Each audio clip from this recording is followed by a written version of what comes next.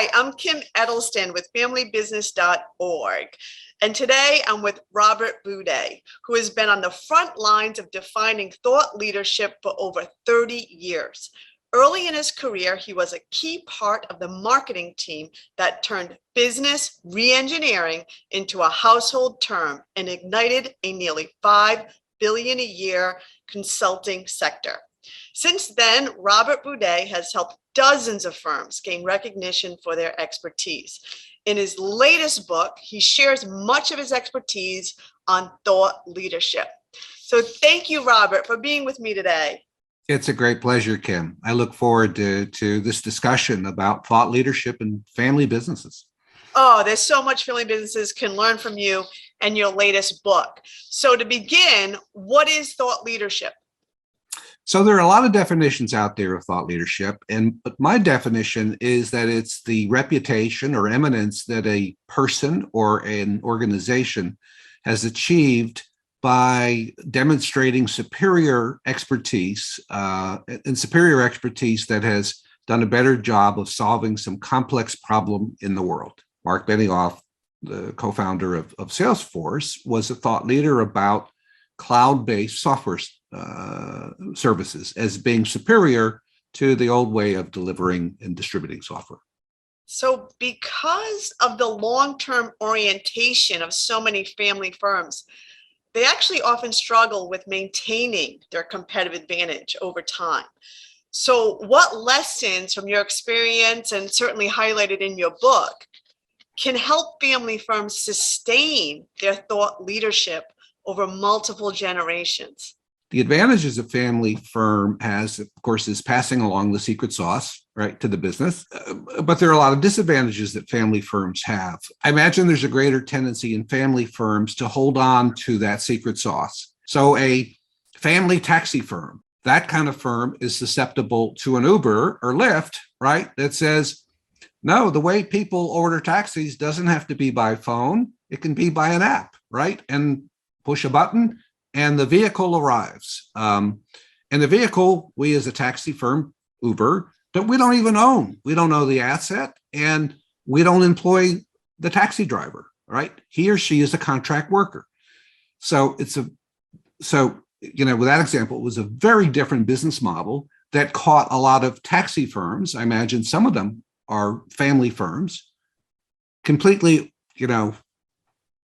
off track. So how would they continue being thought leaders? It would seem to me they need to bring in new blood from the outside, right? Who are not family members and in pretty senior executive level positions, people who have seen it done much differently outside the family firm, who are willing to put their jobs on the line by saying something to the effect of, I think we need to really rethink the way we do whatever it is, marketing or sales or manufacturing or distribution. So that's on the firm level. In terms of the individual who takes over a family firm, the strike against them already internally is, and you know this better than I do, they were handed the job. They did not earn the job. They were handed the job. The family needs to help that person become extremely knowledgeable about the business. The heir has big shoes to fill, right? Big shoes to fill. And the question becomes in my mind, how do they become up to speed, become experts on the firm, especially if they have not been brought into the family business earlier? How do they become experts on the firm? And to show that internally and externally so that employees know, oh, this person really understands what's made us successful. He or she has new ideas, but we feel a lot more comfortable that this person has a really good handle on our business. So one thing I'm thinking in hearing this is also, it sounds like family businesses could definitely use a more engaged and active board of advisors or board of directors, because first off, in having a better board, you could have some of those people, right, do your homework, checking what competitors are doing, kind of keeping their finger on the pulse of the marketplace and challenging you. And then certainly something we don't see enough in family businesses is your board can be incredibly important in helping to groom that successor, right? Making sure that they're not being protected.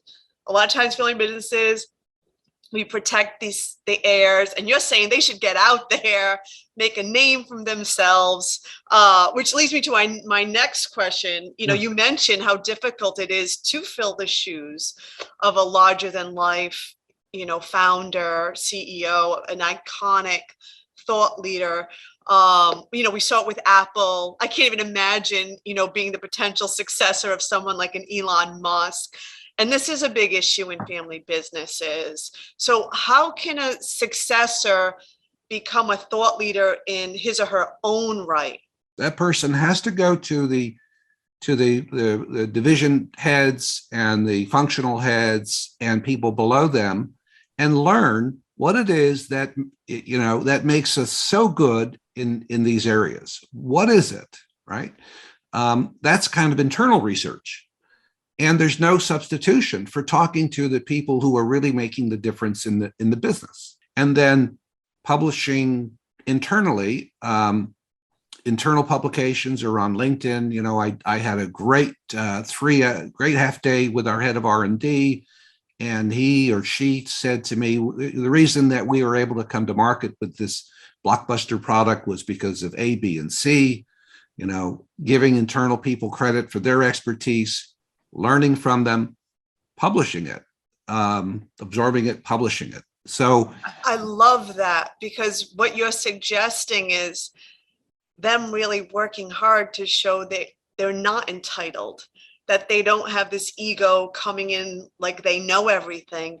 Instead, it sounds like they're doing more listening, being students of their business, and then demonstrating that, right, to the others, their other stakeholders, that look, I want to learn from you, I value you. Oh, that's excellent advice. Right. They want to be, the way you put it is great, is students. They want to appear to be students of the business. By the way, by publishing what they're learning and mentioning the people they've talked to, they're also giving recognition, giving people recognition for their expertise explicitly in articles, etc., is so important to building internal goodwill, right? So it also promotes this notion of this person, this heir, he's not going to, or she's not going to take credit for the really smart things that have happened in this company, that happened because they're really smart people in the company. So it builds goodwill. And it demonstrates the importance of followers, right? Your followers grant you the authority to lead. Yes. So it really puts the emphasis on the importance of the heir getting that follower buy-in and support, which is so important. Excellent advice. Yes. Is there anything the predecessor, so the successor's parents or grandparents, can do to help that successor gain that confidence and reputation as thought leadership, and maybe the goodwill, like you mentioned, of other employees and stakeholders? Yeah. Well, the first thing is what you mentioned, which is a great idea about the board. Stock the board, even if it's a private company, stock the board with people that you want the heir apparent to learn from. The second thing is the current CEO is probably a well-networked person. He or she can also set up with non-board members, people in other businesses, to say, I want Sue or Joe, I want them to spend a week with you. Okay. Just if you can do it, picking your brain, or a day with you, picking your brain about, to do external best practice research, I guess you could call it. And if it's a well-known company, well-regarded company, the person at the top of that company can open a lot of doors that the average person can't open. Oh, that's excellent advice, because family businesses, especially the heirs, they tend to be in silos. Yes. So that is absolutely excellent advice that really challenges, I think, some of the real problems so many family businesses have. Excellent, excellent.